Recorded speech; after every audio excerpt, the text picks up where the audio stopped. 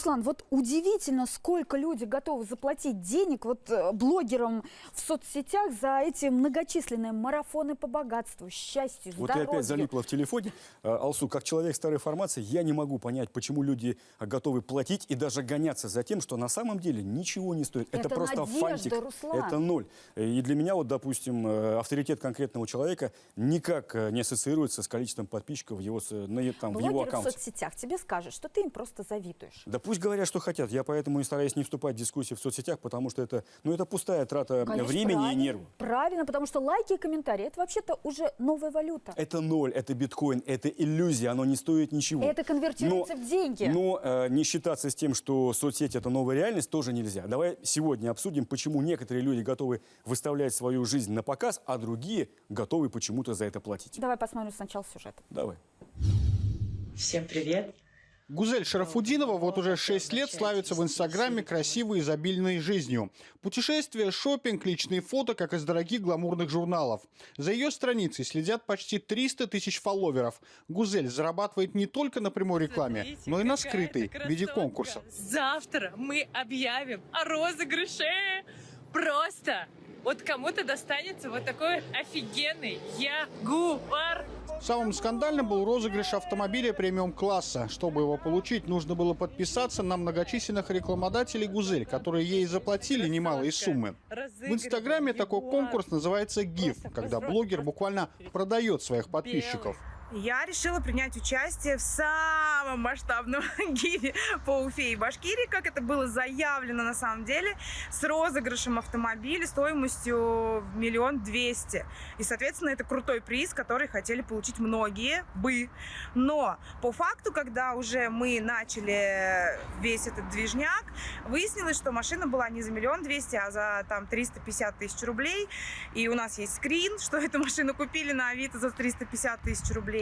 Итоги розыгрыша были нелицеприятными. Никто из подписчиков Ягуар не получил, а от рекламодателей в тот же день все новоприбывшие отписались. Так как официального договора у сторон не было, привлечь к ответственности Гузель никто не смог. Говорят, что это неправда, это не фейк, что это подставное лицо. Но вы сами видели, как мы в 4 часа проверяли, чтобы было честно. И так здорово. И в итоге она выбрала деньги. Блогер Рамиль Ахтареев, тот самый, что подарил Радио Хабирову доску с гвоздями, признается, что гивыми розыгрышами тоже баловался и тоже обжигался. Терял доверие подписчиков и рекламодателей. Теперь говорит, что дорожит репутацией. Я понял, что в гивах, наверное, больше не буду участвовать, потому что это не самая, наверное, такая живая аудитория, которую насильно привели, получается. Да? Они пришли, часть ушли из-за того, что много отписок, тебя в теневой бан закидывают, просмотры падают на какой-то период времени. Не экологичный способ набора подписчиков. Юристы говорят, что вернуть деньги в подобных случаях почти что невозможно. Каждый день нечистоплотные блогеры придумывают новые схемы, как обойти закон и заработать на доверии людей. А Гузель Шарафутдинова недавно освоила новую профессию – тета-хилинг. Она заявляет, что продает духовные практики на международном уровне. Тета-хилинг – это не научный метод психологии. Он вообще не относится к психологии никоим образом. Я бы отнесла тета-хилинг к так называемым инфо-цыганам. И вот я придерживаюсь научного подхода к психологии. Я бы не рекомендовала обращаться к таким специалистам. Почему? Потому что эффективность этого метода не доказана, никаких научных исследований, испытаний не проводилось. То есть вам никто не может гарантировать какой-то результат. Интернет и соцсети дали, наконец, всем шанс на свою минуту славы. Теперь каждый может и личное мнение оставить в комментарии и проявить свой талант. В том числе и те, у кого есть талант великого комбинатора Остапа Бендера. И это уже не 400 способов сравнительно честного отъема денег у населения, а в разы больше. Терабайты видео, фотографий, текстов, разных историй, людских судеб, проблем и достижений льются ежесекундно из десятка соцсетей. Кто-то ограничивает потребление, а кто-то следит за чужой жизнью, в которую умело вплетена реклама, покупает курсы и мастер-классы счастливой и богатой жизни, теряет деньги и чувствует себя несчастным. Что нужно сделать, чтобы стать популярным в соцсетях? И насколько вообще это важно? Как определить инфо-цыгана и защитить себя и свой кошелек? Что такое гигиена социальные медиа? Да так, чтобы и честь соблюсти, и капитал приобрести. Эти и другие актуальные вопросы обсуждаем сегодня в программе «Честно говоря» вместе с Алсу Сликаевой и нашими гостями. Итак, представлю их. Ростислав Мурзагулов. Ну, у него столько ипостасей, что нам пришлось ограничиться всего лишь несколькими из них. Он кандидат философских наук, он писатель, он музыкант и он блогер. Ольга Маловица, редактор, блогер и копирайтер. И Алина Алинс-Багрова, эксперт по социальным медиа и по совместительству подруга рэперов. Так можно сказать? Уфимская Я думаю, что подруга мать рэперов. больше. Мать. Подруга в хорошем смысле. Ну да. Мать уфимских рэперов. Да, А между пусть будет прочим, Уфа – это альма-матер Всё российских верно. рэперов. Именно российского рэпа. Ростислав, мы уже все понимаем, даже самым застарелым людям уже понятно, что соцсети, интернет как мы с тобой, это Рус. новая, таким как мы, да, что это новая цифровая реальность, с которой нельзя не считаться. Скажи, пожалуйста, насколько для тебя лично важно быть популярным в соцсетях и на что ты готов для этого? Вау, хороший вопрос. На самом деле популярным, прям вот просто популярным, наверное, быть не очень правильно, потому что если хотеть быть просто популярным, как бы, да, для этого нужно делать такие какие-то вещи, которые, наверное, не очень приятно делать, да, то есть это, как правило, какие-то провокации очень грубые, жесткие и так далее. Вот.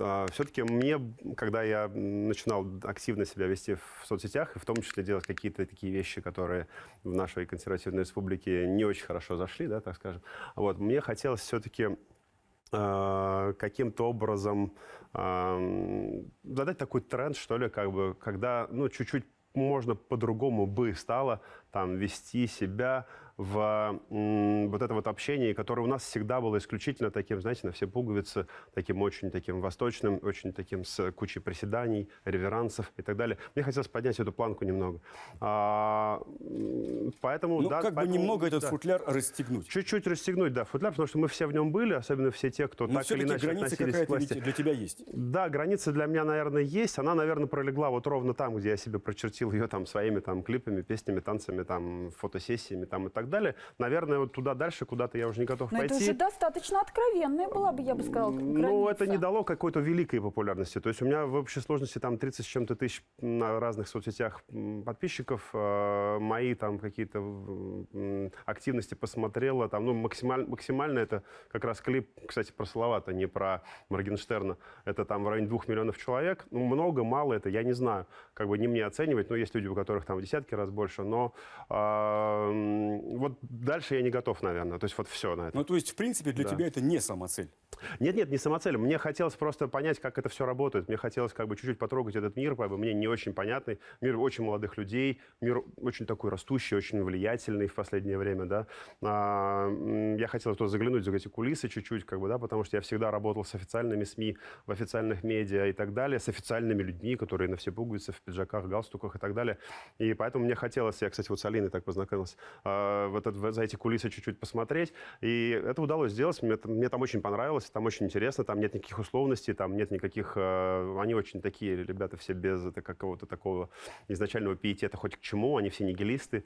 Это прикольно Но это по-своему. молодость, это же, в принципе, это поколенческий вопрос. присуще Поколенческий молодости. вопрос. В нашей с Михалычем молодости мы такими не были, как и они сейчас. Они сейчас очень прикольные, они Все другие. так говорят в вашем возрасте. Давайте Оле дадим слово. Оля, что ты делаешь для того, чтобы быть популярной? Что для тебя популярность в блогинге, в Инстаграме? Популярность для меня тоже совершенно не самоцель, поэтому, наверное, у меня до сих пор только 23 тысячи подписчиков в Инстаграм. Ну а как же не самоцель, если люди, которые уходят в блогинг, они хотят заработать, а чем больше подписчиков, тем больше денег, вроде бы, как нам говорят. Ну, с одной стороны, да, с другой стороны, у каждого есть обратная сторона. Вот. И популярность, она же бывает разной, и Ростислав не зря сказал, да, чтобы сейчас быть популярным, нужно очень часто делать какие-то странные вещи, хайповать. Эпатажные. Да, эпатажные, да. Ну, условно, не зря сериал «Игра в кальмара» стал таким популярным, потому что он именно такой Ой, эпатажный. вот извини, перебью, да? Да. Вот Ростислав как раз сказал, что ему хотелось посмотреть, изучить, как это работает изнутри. И получается, что профессионалы развития в соцмедиа, они больше работают на других на каких-то заказчиков, чем на себя. Это соответствует вот действительности? В том числе, да. Вот ты занимаешься СММ, да, ты занимаешься текстами, но это для других или для себя? Для себя, конечно, я тоже пишу. И клиенты ко мне в том числе приходят, потому что читают мои тексты или их там кто-то кому-то посоветовал меня.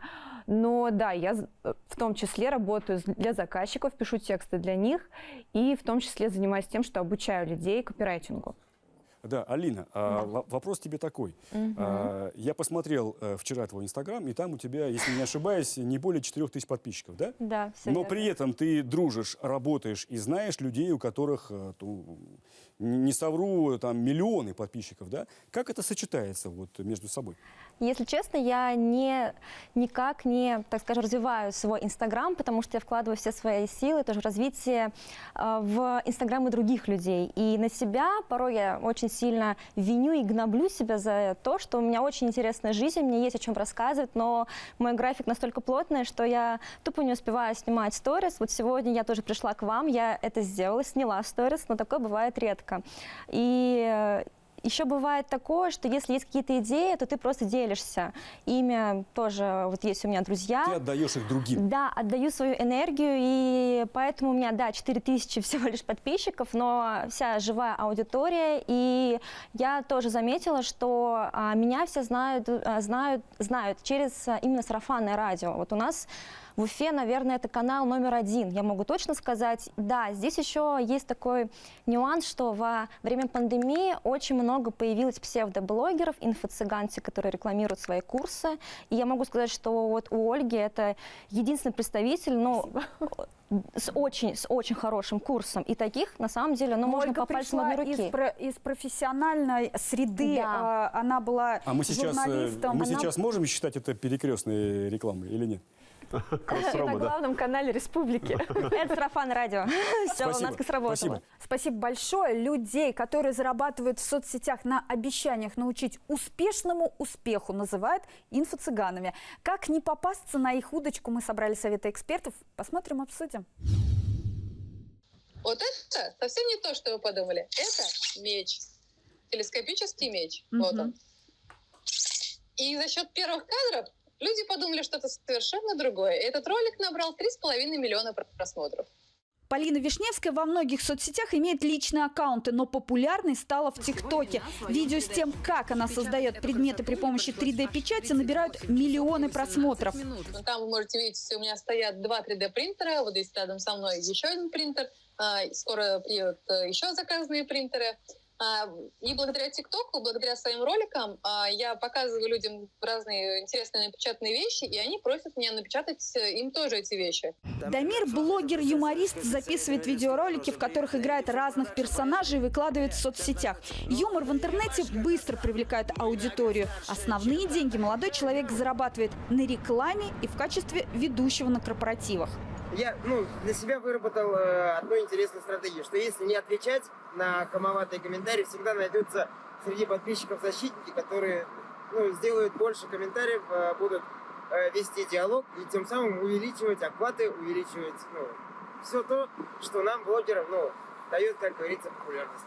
Популярную ведущую дневного эфира и программы «Свадьба наизнанку» на БСТ Елену Башкирцеву, несомненно, знает вся республика. Но в соцсетях аудитория у нее скромная. И на это есть особая причина, говорит Елена. Я не популярна в соцсетях, потому что это мне не нужно. Чтобы что-то там создать, там нужно жить. У меня есть другая жизнь. Я не хочу жить в социальных сетях. Я не хочу там работать. Многие очень создают страницу именно с целью заработать денег, как-то там привлечь, возможно, своих клиентов. Да? Я не магазин, я не знаю, я не хочу этого делать. Уфимка Ксения Баранова называет себя инстаграм-гуру. Вот уже несколько лет она, не выходя из дома, обучает онлайн желающих со всей страны новой профессии – аккаунт-менеджер. Специалист, который знает хитрости успешного продвижения блога в социальной сети. Количество учеников у Ксении с каждым месяцем увеличивается. Популярность особенно выросла в пандемию. Я вот прям хочу, чтобы вы это поняли и меня услышали. Те, кто сейчас сидит и думает, я сейчас стану блогером. Это очень сложно сейчас сделать. Просто очень сложно, неимоверно. Почему? Потому что рынок не то что насыщен, он перенасыщен информацией, людьми, там, всевозможного уровня, направлений деятельности. Что сейчас точно может выстрелить, так это нишевание. Да? Вот блогер все обо всем, так называемые лайфстайл-блогеры, это действительно самый такой труднодостижимый по результатам сегодня вариант, потому что перенасыщенный рынок и очень много звезд. Можно ли сказать, что сейчас есть герои, блогеры, и у них есть большой штат, как это, допустим, есть на телевидении большой штат за кадром, который работает, а есть только вот 1 или 2 человека, которые работают в кадре. Это вот на самом деле как складывается кухня? Если блогер искренний, это видно сейчас сразу. Где-то буквально 2 года назад это было не видно. В моде были фильтры, были в моде искусственность, гламур, только все идеально. Сейчас та же самая Ивлеева, я ее обожаю. Путешествия, шикарная жизнь, красивые шмотки, да? Она сделала классный тренд, да, вела, что она снимается без фильтров, она, допустим, пьет в пятницу, в субботу утром она снимает сторис с опухшим лицом. Это искренность. У нее уже большое количество подписчиков. Если я буду снимать такое, меня смотреть никто не будет. Нет, я думаю, что вот именно если я выкладываю не то, что там какую-то дичь, но если я выкладываю из жизни какие-то смешные тоже моменты, они глупые, смешные, у меня гораздо сильнее взлетают охваты. А если я выкладываю просто красивую фотографию, где я в платье вот так сижу, у меня меньше, потому что люди видят. То есть искусственное приукрашивание жизни сейчас не в тренде. А может быть, люди хотят просто, глядя на, так сказать, факапы других, чувствовать себя лучше? Раньше, вот, наверное, когда я еще не так активно вела соцсети, мне часто девочки писали, там, подписчики, как ты все успеваешь, типа, и работаешь, 2 детей, там, дом строишь. Я очень удивлялась, потому что я ничего не успеваю. Я поняла, что, видимо, у людей какая-то есть идеальная картинка. И я один раз психанула, когда прям в один день много получила таких сообщений. Я взяла, пошла по дому и сняла свою неразобранную сушилку с бельем, посуду немытую, бардак. Переубеждать людей. И я выложила это. И очень много людей написали: спасибо, я теперь понимаю, что со мной все нормально. В смысле, с ними, понимаете? Ростислав, вот внутреннее содержание человека, либо какого-то явления, оно в соцсетях сразу проявляется? Вот если его нет, либо оно есть? Не сразу. Насколько соцсети, я сформулирую вопрос всем, наверное, да? Насколько соцсети являются реальным отражением того, что происходит в действительности? Или это просто иллюзия? Проявляется не сразу. Люди могут быть разной степени артистичности, люди могут разные придумывать по красоте легенды. И в конце концов раскрываться или не раскрываться, это зависит от них. Например, некоторые меняют даже это категорически, резко. Например, тот же Фейс, когда только появился, он совершенно вышел с одной планеты, да, матерные песни на грани или за гранью фола. И соответствующий имидж, соответствующее поведение, соответствующий внешний вид. Сейчас это абсолютно, это гражданская лирика и так далее, да, то есть резкий переход просто с минуса на плюс, да. Повзрослел? Может быть так. Есть другой пример, когда человек по-прежнему играет в роль некоего такого сластолюбца, жизнелюбца, да, это еще один известный человек, это Алишер. Пока people это ест, да, то есть, так вот скажем, мягко. Когда он перестанет есть, он тоже придумает что-то новое. То есть в их случае с ними обоими, да, то есть у одного сначала была выдумка, потом он стал настоящим и работает так теперь. У другого до сих пор есть сценический имидж, и это пока тоже работает. Я думаю, что 99% тех, кто подписан на того же Моргенштерна, понятия не имеют, какой он на самом деле. Хорошо, когда вы выкладываете в соцсети посты, вы играете какую-то определенную роль? То есть мы же говорим, что у каждого человека есть там какие-то стороны личности, да, и, возможно, вы какую-то одну сторону личности показываете. Скажи или честно, вы вообще не насколько ты задумываетесь об этом? У меня есть большая проблема, я там на 100% настоящий, и поэтому я часто получаю за это, и мне говорят: как ты себя ведешь, ты же серьезный человек, что такое? Я говорю: да нет, я не серьезный человек, меня вообще, может быть, завтра выгонят со всех постов. В администрации главы республики вы не настоящий? Я всегда был настоящий, особенно в последнее время. Я почему-то начал больше ценить как бы вот эту возможность быть как бы настоящим, несмотря на то, что это многим не нравилось, как бы, да, тем более, что у нас республика, давайте согласимся с этим, вполне консервативно, местами более консервативно, чем раньше была, например, да, что мне не нравится. Ну, давайте мы позволим людям быть настоящими, да, давайте мы позволим людям быть, не знаю, придуриваться, быть, не знаю, шутить, удачно, неудачно иногда, но иначе мы же не будем видеть настоящих людей за масками.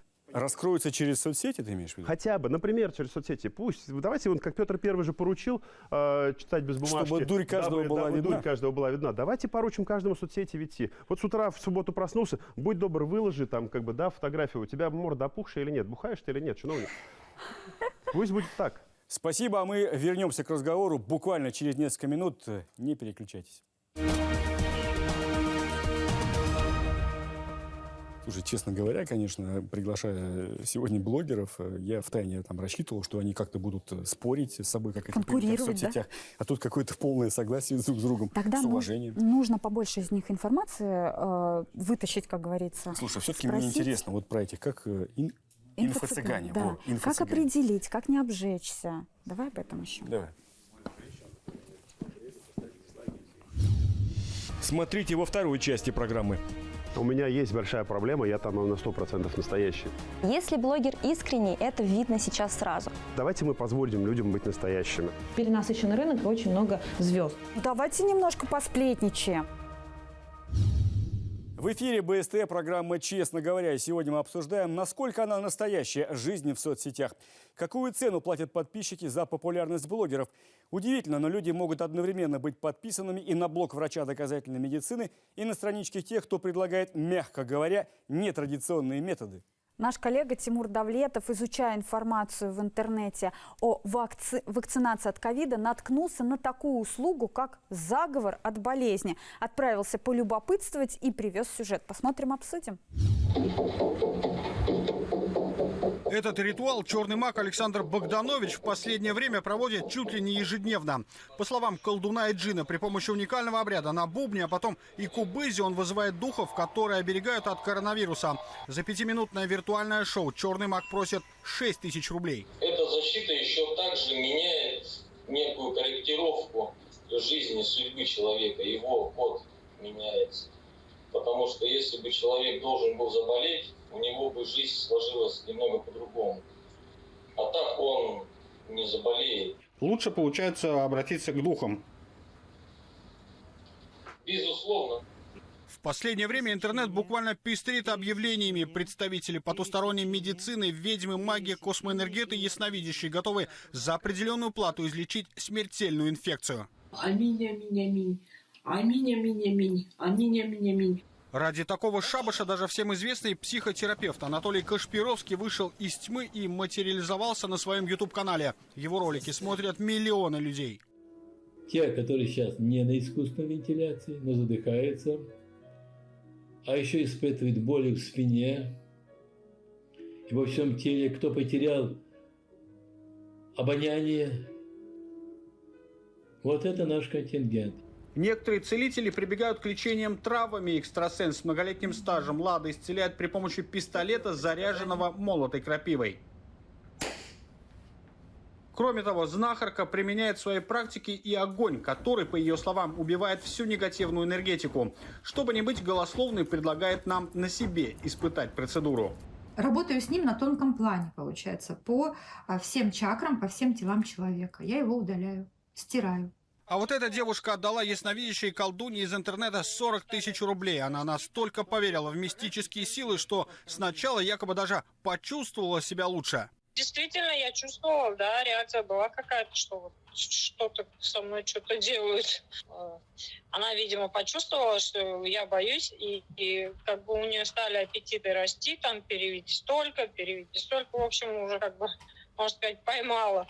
Сейчас, когда число зараженных ежедневно растет, количество предложений поставить защиту или вылечить от коронавируса просто зашкаливает. Но где гарантии, что маги и ясновидящие вам хоть как-то помогут? Поэтому специалисты рекомендуют, если вы уж и заболели, то лучше обратиться к врачам, а не к виртуальным колдунам. Оль, скажи, пожалуйста, а вот многие блогеры, которые, как мы солидарно понимаем, несут ересь и чушь, они делают это сознательно, понимая, что это лучше продается. И, соответственно, лучше монетизируется. Соответственно, собирают больше лайков и комментариев.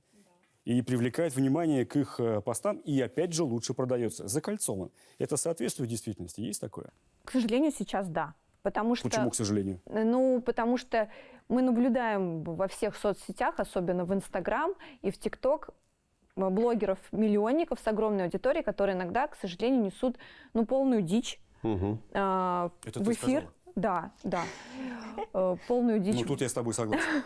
Вот. И есть люди, которые верят, да, мы наблюдали там псевдо каких-то лекарей, которые там онкобольным советуют делать какие-то припарки вместо того, чтобы обращаться к врачу. И люди верят и теряют время. Почему они так ведутся на откровенную ересь? Потому что люди, Есть какое-то объяснение внятное потому что этому? люди не меняются, потому что с годами люди всю жизнь существуют люди, которые вместо того, чтобы взять ответственность на себя, предпочитают эту ответственность переложить на какого-то гуру. Согласитесь? Ну да, конечно. Всегда были такие люди, и сейчас просто в соцсетях с помощью цифровизации это все происходит быстрее. Глобально. Глобально, Это да. проявляется ярче, да, то есть такую необразованность на самом деле людей. Но с другой стороны, мы также с помощью соцсетей можем с этим бороться. А как отличить эксперта хорошего от вот этого инфо-цыгана? О, Как это не очень легко, на- сейчас расскажу.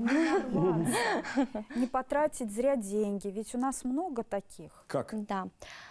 Во-первых, нужно смотреть на его опыт, на его некий экспириенс, потому что сейчас многие во время именно, так скажем, пандемии стали экспертами.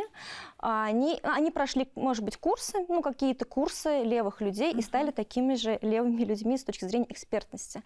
Здесь вы спрашиваете про кейсы, про опыт, смотрите, сколько лет этот человек этим делом занимается, смотрите, сколько у него лайков, потому что лайков должно быть от 5% от общего числа подписчиков. Это важный показатель, формула, о которой мало кто знает. Смотрите, кто именно оставляет также комментарии под этими постами, потому что если только смайлики, то, скорее всего, это боты. И вот так вот можно выявить, что человек, допустим, накручивает себе лайки, накручивает себе ботов, и вообще в целом смотрите, как общается человек, потому что есть такие некие, так скажем, прогревы, есть вот эти вот, в общем, навязанные, известные сценарии, как продать свой курс. И люди по этому сценарию все продают свои курсы. Идут по одному алгоритму, да? одному алгоритму. Опять же, нужно быть искренним и делать что-то свое от души, неважно, продашь ты или нет, но вначале ты мало продашь. Но второй раз к тебе придут люди, потому что они увидят в тебе эксперта, искреннего человека. Где вот это проходит граница запрещенного, либо разрешенного? Или нет таких границ? Каждый человек для себя, мне кажется, сам устанавливает границы, потому что та же самая, допустим, вакцинация. Многие блогеры вещают, что это зло, что это плохо.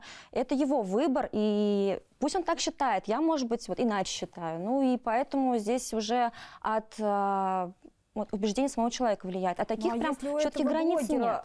Миллион подписчиков, то это Какую же... ответственность он должен нести? И должен ли он ее нести? Да, Вот. это как бы с Моргенштерном, да, вот тоже, что его сейчас очень сильно запрещают, он артист, он блогер, и он как думают, что он, допустим, пропагандирует что-то, но на самом деле он просто молод, он живет активной жизнью, у него нет пропаганды, просто люди сами видят в нем, что он что-то пропагандирует. То, что касается Моргенштерна, да, мы не могли его не затронуть. Ростислав, вот у меня сложилось ощущение, что Моргенштерн в соцсетях и где-то в медиа – это один человек. В жизни другой человек. А то, какой он в жизни и живой, Да. это два разных Да, человека. это правда. Конечно. Это так? Да, это правда, это его бизнес, он не скрывает, что он как бы сознательно выстроил свой имидж так, чтобы максимально коротко прийти к большому деловому успеху. Собственно, он это сделал. Это не отменяет наличие у него воспитания, образования? Ну, исключительно умный мальчик. Он Да, и очень- то, что он соблюдает правила приличия, да? Алина об этике блогеров говорит вот со своей такой позиции, да, а вот ваш опыт о чем говорит? О том, что если, допустим, у блогера большое количество подписчиков, и при этом при всем он несет дичь, извините за выражение, то вот как к этому относиться, и нужно ли это прописывать в каких-то законах, или это как-то общество должно выстроить вот эту Я новую вопрос этику? понял, да, смотрите. На самом деле нет никакой новой этики, нет никакой старой этики. Когда я слышу какую-нибудь чушь, типа «это цифровой аутизм», люди пропали в сети, прочую курпатовщину, мне очень больно и неприятно за тех, кто это слушает и начинает в это верить. Смотрите, любое общение одних людей с другими людьми – это безусловный позитив, потому что от общения люди становятся людьми. Если вы человека изолируете с рождения от общения, он не превратится в человека, он останется животным. Это аксиома. Это аксиома. То есть как бы соцсети, современные медиа, интернет – это всего лишь средство общения. То есть когда какой-то идиот говорит ерунду, отградите своих детей от интернета, это мне все, знаете, навевает такую картинку а-ля там Месопотамия древняя. Мальчик сидит, пишет первые буквы, которые вообще изобретены человеком, и из них складывает слова, а ему выходит такой туповатый дед и говорит: что ты сидишь, тут зрение портишь, побегай, иди с луком. Вот ты как считаешь, какие-то фильтры должны быть? Мы сейчас до сих пор бегали бы с луком, если бы мы не использовали технические средства современные. Это всего лишь средства. Так. Внутри этих средств, да, мы должны каким-то образом думать о том, как бы, да, кого мы делаем дебилами, а кого мы делаем умными. Но, знаете, общество-то оно само тоже регулирует все эти процессы. И в конце концов, тут Алина права. Человек один верит в дичь, которую он видит по, так сказать, в своем инстаграме, да, или в ТикТоке, другой в эту дичь не верит. И здесь уж, ну, простите меня, сколько людей на планете Земля есть тупых, а сколько есть умных, как бы, да, ну, они вот как бы таким образом, простите меня, и фильтруются. То есть естественный отбор получается? Получается, да? отбор достаточно естественный, но при этом, естественно, навязывать более правильные мнения необходимо. Например, говорить о том, что вакцинация может спасти эту планету, лучше, чем говорить, что не вакцинируйтесь, это нам вставляют микрочип, чтобы американцы поработили мир, или там, не знаю, что там они говорят. Я в этом глубоко убежден, я общаюсь, там, не знаю, с учеными, с докторами и так далее. Поэтому, да, конечно, какие-то вещи надо пытаться навязывать людям, но еще раз, технические средства давайте в покое оставим, давайте с людьми будем разбираться. И разговаривать надо с людьми, которые сидят там по ту сторону экрана, а не просто воспринимать как какое-то вселенское зло Facebook или Instagram. Спасибо, мы вернемся еще обязательно к этому вопросу. В соцсетях, особенно в Инстаграме, как и в России в 90-е, все что-то продают. Кто-то вещи, кто-то услуги, кто-то знания о здоровье, счастье, богатстве. Причем знания часто сомнительного происхождения. Валюта Инстаграма – живые подписчики. На какие ухищрения идут блогеры, чтобы их заполучить, послушаем экспертов? Обсудим. Рамиль, прорекламируй нас, вот тебе 50 тысяч. Легкие деньги, ты просто один раз про них сказал в сторис. Я говорю: а кто вы? А что вы? Чем занимаетесь? Там кто-то начинает: мы занимаемся там криптовалютой, что-то типа там Финик, Антарес и так далее. Я говорю: ребят, мне это не ложится, вот мне по душе это, ну, это не мое, мне не нравится. Я не хочу подрывать доверие подписчиков из-за 50 тысяч, да. От заработанных этих денег не будет, говорят у нас, как в исламе говорят, бараката йог, нету благодати от этих денег и пользы от них никакой. Поэтому то ли ты честно заработал 50 тысяч, то ли ты украл, да. Вот, я в этот момент очень стараюсь щепетильно разделять. И когда я отказываю людям в рекламе, которые готовы тебе платить там 40, 50, 60 тысяч, они очень искренне удивляются, типа, мол, как это так, да. Если перед тем, как подписаться под что-то, вам предлагают огромное количество анкетных граф, и там есть большая, так сказать, часть это персональной информации, я думаю, что это должно отпугнуть.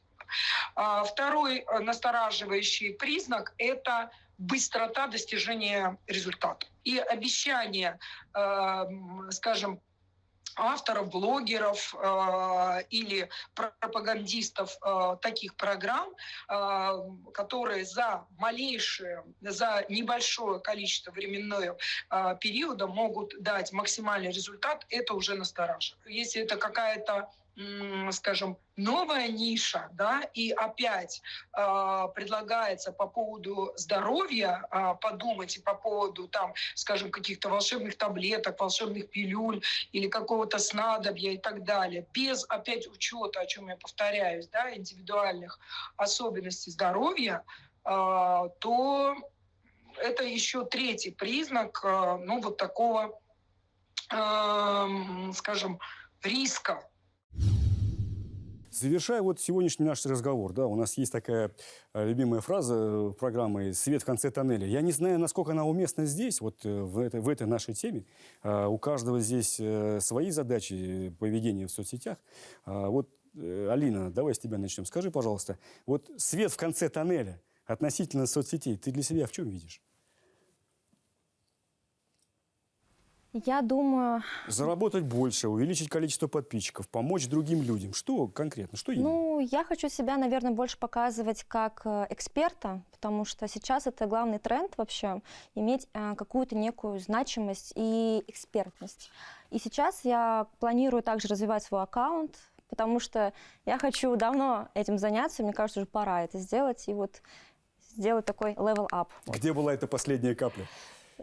Последняя капля, да потому что мне каждый раз говорят при встрече, что Алин, боже мой, ты столько всего знаешь, ты же можешь этим делиться. Я говорю, да, знаю, но я делюсь за деньги.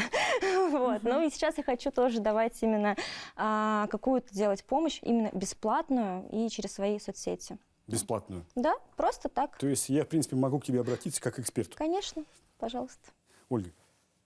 Честно говоря, я бы хотела, чтобы люди приходили в соцсети без негатива. В первую очередь, да, если мы подводим какие-то итоги, и чтобы они приходили за общением, за развлечением, и также не забывали, что сейчас в соцсетях можно научиться чему-то очень полезному, то есть чтобы они приходили общаться и учиться.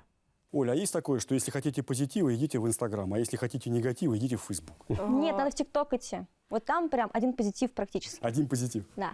Ростислав, немного изменю формулировку вопроса, учитывая твою экспертность, да, повышенную. Твой прогноз на перспективы развития цифровой реальности? Она нас поглотит?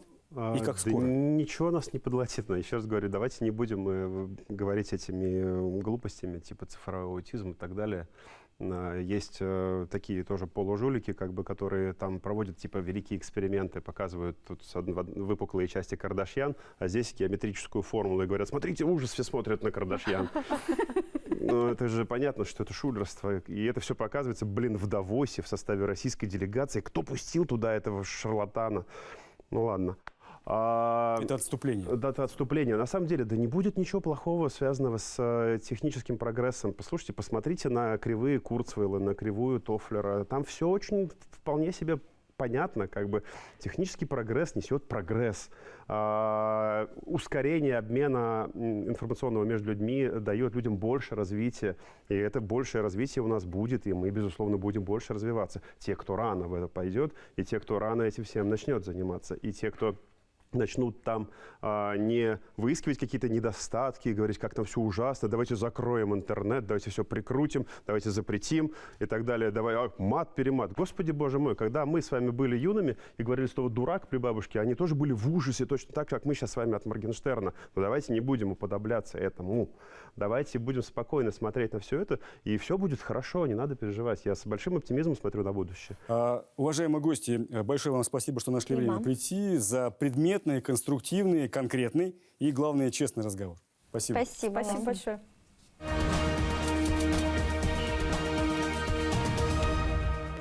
Руслан, смотрю, тебя заинтересовало предложение Алины посотрудничать в плане продвижения своих собственных сетей. Подкалываешь, да? Нет, на самом деле никаких планов у меня по продвижению там своих личных страничек нет. А как же миллионы подписчиков? Я реально смотрю на вещи. Но по поводу проекта, честно говоря, вот тут, да, действительно, через соцсети мы получаем живую обратную связь от людей. Мы понимаем, кто наша аудитория, мы понимаем, кто нас смотрит. И вдвойне приятно, что есть даже истории, когда люди обращались к нам за помощью, и нам удалось им помочь. Это вообще здорово. Руслан, но у нас в соцсетях реально честная информация, верифицированная, без вот этой вот цыганщины. И, конечно, я тоже... Без инфо-цыган, о которых я сегодня впервые слышал. Я бы была бы рада, чтобы у нас было больше подписчиков. По секрету всему свету, это и есть новая реальность. Нравится кому-то это или нет. Честно говоря, виртуальный мир все больше заслоняет собой реальный. И привычный порядок вещей рушится и перестраивается на глазах. Все сложнее отличить правду от вымысла, а настоящих кумиров от карамельных фантиков. Как остаться живым и настоящим в липких, но таких манящих нитях всемирной паутины каждый решает сам для себя. Помните, что лучше быть, а не казаться. Смотрите, честно говоря, на канале БСТ и во всех соцсетях страны. До свидания и берегите себя и своих близких.